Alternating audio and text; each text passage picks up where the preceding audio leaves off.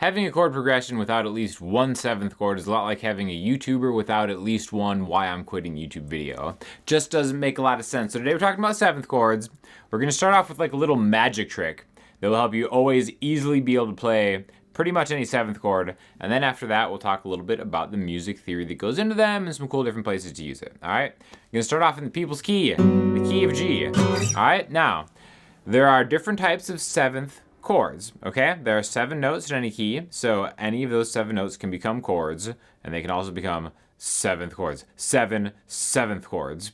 It's already sounding confusing, but after you watch this, you're not going to be confused anymore because it's super easy. Check this out. These are all the chords in the key of G as seventh chords.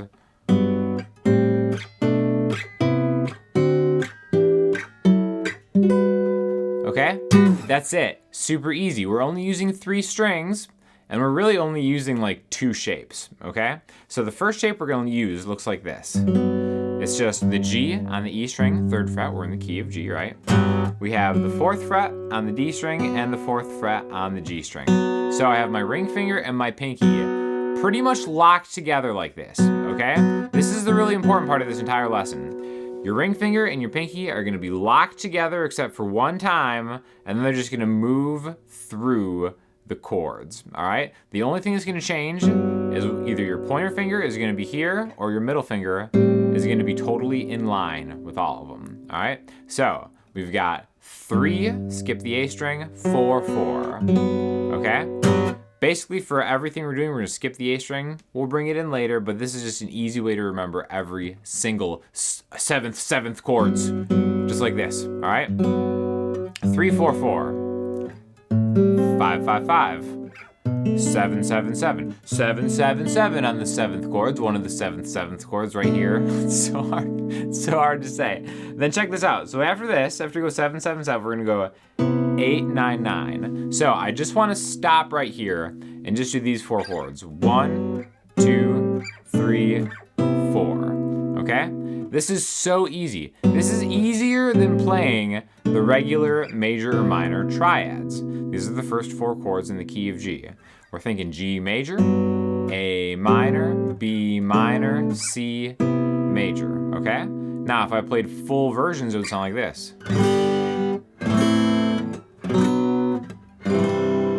Okay? Sounds similar, but different. Again, not one of these is better than the others, although for this, I think there's a lot more useful practicality from a musical standpoint, especially if you're playing with other musicians or a singer, which we'll talk about in a second.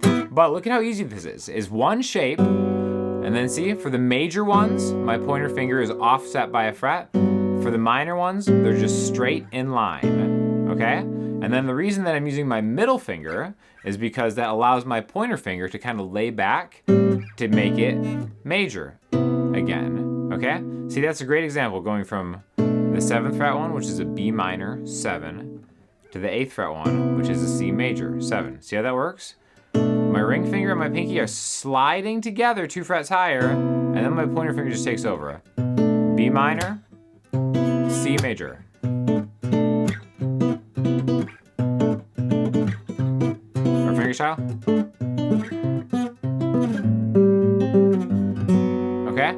So there's a lot of different things that you can do. So we're going to go through the rest of the 7th chords in this key. But first I want to tell you this video is sponsored by Sweetwater. They sent me this Yamaha AC5N acoustic guitar. I'm falling in love with this guitar. As you can tell, it sounds so good. It sounds so tight. And the cutaway comes in super, super handy, which we're going to find out once we get there. I did an unboxing of this video, which I will link you in the description, where we did a performance with a friend of mine, Hudson.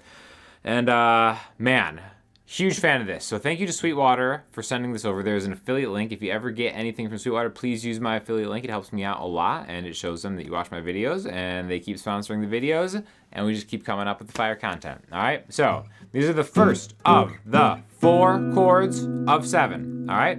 So the 1 chord, the 2 chord, the 3 chord, the 4 chord. All right? 5 chord looks like this. This is the first time that we change it up. All right? Now you look, it starts off like a minor chord, we did earlier, but your pinky just goes 1 higher. Okay, we're going to talk about this when we get to the music theory part of it. This is going to be a D7 chord, all right? Dominant 7. Then we're going to go 12th fret, minor, 14th fret, minor, 15th fret, major, okay? So we have 2 different shapes and 1 variation, that's it. 1, 2, 3, 4, 5, 6, 7, back to 1, or 8, okay?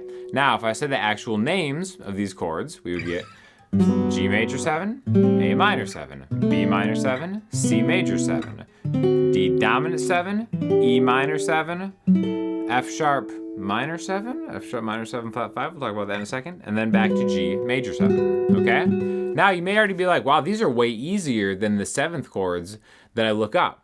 Like if you look up like I don't know, like a B minor 7, it's like, oh, okay, I gotta bar the 2nd fret, and then I gotta leave that G string open to get that. Sometimes that's buzzy. Well, guess what? This is better and it's easier, and the reason why is because these are called shell voicings. All right. Basically, what that is it gives you the gist of the chord, but you don't have to play every single note in it. All right. The way to play a 7th chord is you take the 1st, the 3rd, the 5th, and the 7th notes in the key, starting on whatever root note you start on. So for example, all right, that sounds like a mouthful. Stay with me. It's gonna make sense. For example, in the key of G, right, we hear our notes. G, A, B, C, D, E, F sharp, G. To make a chord, you take the 1, the 3, and the 5. All right, this is the G major scale, so we have the root note G, its major 3rd B, and then its 5th D. And then if we want to extend the chord, we skip the next note just like we did all the time. We took a 1, skip the 2, go to 3, skip the 4, go to 5, skip the 6, go to 7. That's why they're called 7th chords, okay?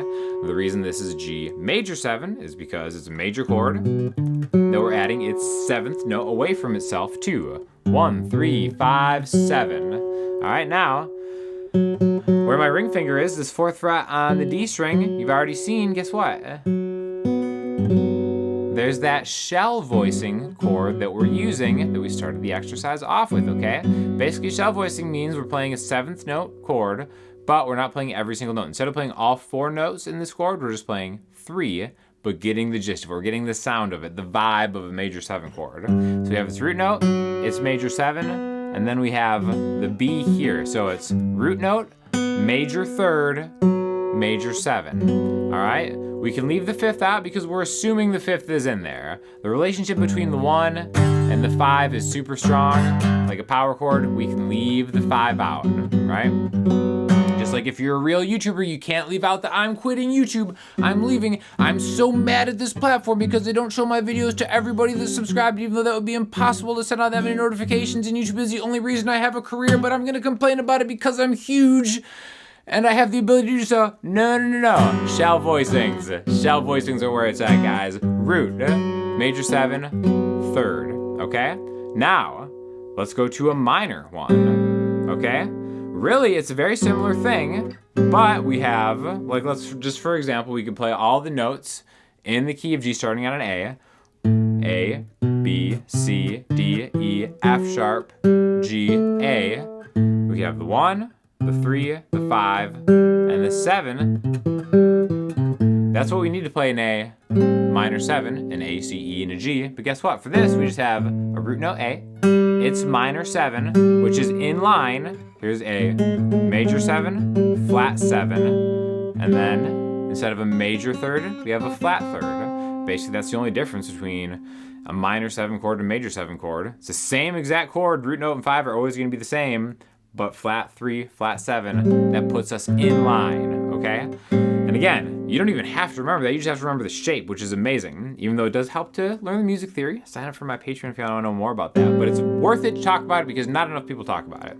So, there's a major 7 chord to a minor 7 chord. This is really the majority of all the chords that we have already, because we got the 1 chord is major, 7. The 2 chord is minor, minor 7. The 3 chord is minor, minor 7. The 4 chord is major, major 7. The 5 chord is major, but dominant 7. We'll get back to that in a second. 6 chord, minor, minor 7. The 7 chord, if we're leaving out the flat 5 from a diminished chord, we actually get a minor 7 chord shell voicing, so it's almost like you get a free bonus minor chord, and then back home to 1, okay?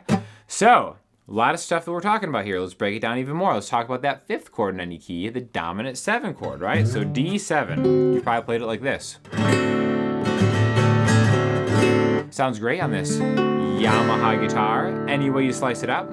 Basically, it's a D major chord, but with a flat 7 or a minor 7, 7th. Only that 7th note is different. That's what makes the difference between D major 7 and D dominant 7. The dominant 7 adds resolution to bring you home. Okay? So, for our little shape, we can have the root note, and we can either think of it as major 7 and then flatten it, or think of it as a minor 7 and then raise that third to make it major. I think for the purposes of what we're doing, it's easier to use your middle finger to start off like a minor 7 chord and then just raise the third. And that leads you right into the 6th chord in this key, the 12th fret minor, okay? Now, let's talk about some variations we could do. First of all, we're gonna talk about the 7th chord, F sharp, but let's do it in maybe a more manageable spot, back here on the 2nd fret. Okay, here's our 1 chord. Go back a fret, make it minor 7. Okay. Now technically, we're kind of cheating here because that shell voicing is giving us what we think of as a F sharp minor 7 chord, when really the 7th degree in any key has a flat 5 known as a dominant or diminished or minor 7 flat 5 chord, okay? But without the 5, which we've been implying this whole time, we actually just end up with this guy right here. So it's almost like you get a freebie minor 7 chord. In fact, one thing that I like to do in my own songwriting is I'll take that 5 chord and I'll make that a double freebie and make that a minor 7 chord too. It's called a minor 5 chord, and I think it's like a really cool sounding thing. Now, we've talked a lot about this exercise and how to just kind of make these shapes. Let's do something practical musically. I'll even bring a pick into the game to make it a little more percussive sounding, right? So let's just run around. Let's just make a progression of those first 4 chords. Let's do a 1, 4, 2, 3 progression. 1, 4, 2, 3. Okay, now I can just slide my hand back and forth. 1, 4, 2, 3, 4, 1, 4, 3, 2, 7, 1. Okay? So you can see how that's super easy because I'm really just going one direction, left to right, and then just kind of manipulating that shape. Now I can go to the 5 chord, back to 1. But that's kind of predictable. What if I want to do like a 6 minor 5 4 chord? If you've noticed, 1, 2, 3, 3, 2, 1. There's a lot you can do to resolve here. I kind of like adding this. Basically, that's a 6 minor 5 4 chord, and then we go 3, 2, 1. But really, what happens there is you just kind of mirror that 1, 2, 3, thinking of maybe a different key, thinking of the 4 chord as maybe your new 1 chord. That's why I really like the idea of like, okay, this dominant 7 chord could really just be its own minor 7 chord, and then you can start making adjustments from these really easy shapes and just experimenting. Because I think the best way to train your ear, train your fingers, and really maybe develop your own musical style is to take existing exercises and then just explore with them. It's so hard to explore the fretboard when you don't really know exactly what you're doing, right? When you're just kind of like making some of the more complex hand shapes, which the irony of learning guitar is that some of the easier shape or the harder shapes are the ones you learn first. Like a C major shape is like way harder than this C major 7 shape. Even though this is here, they're like stretch and everything has to get its own fret. Everything we're doing here is really only involving 2 frets. And most of the time they're in line, right? So what's really cool about this is maybe you can start using these as ideas in just making your own chord progressions, but it's so much easier to do than thinking of them in a different key. We can do open chords the same way. I can play all the same chords in the key of G as open 7 chords. I could do a G major 7 as the 1 chord, A minor 7, B minor 7, C major 7, D7, E minor 7, F sharp, half diminished, back to G. Those shapes, I think, are actually way harder than just doing this all the way down the line. So, last thing I want to do is talk about that minor 7 flat 5 chord, because it's a great way to kind of branch off into maybe doing the full version of it. Let's go back here. Let's take that inline 1, 2, 2, 2. Okay? I do think that this chord has a lot of importance that people don't use maybe enough in the songwriting and the playing that I see. Really just make an A minor without using your middle finger, open 2, 2, 1, or just that 2, 2, 1 on the D, G, B string, and then slap that F sharp down there. And that's a great way to get that full minor 7 flat 5 chord sound while still sticking with the original kind of little shape thing that we've been doing. So, a lot of information here. Couldn't have done this without this amazing Yamaha guitar. Love this cutaway, love the binding on it. Also has this really cool aged natural look. And even the back, like this thing is solid. Made in Japan, came with a hard shell case. Like I said, check out the unboxing of this because we did some performances with it that I thought were really good. A lot of Elliott Smith talk because he's, you know, a famous Yamaha player. So definitely check that out. Thanks again to Sweetwater and Yamaha for sponsoring the video. Let me know if you guys have any questions in the comment section, Instagram, the website. I'll talk to y'all soon.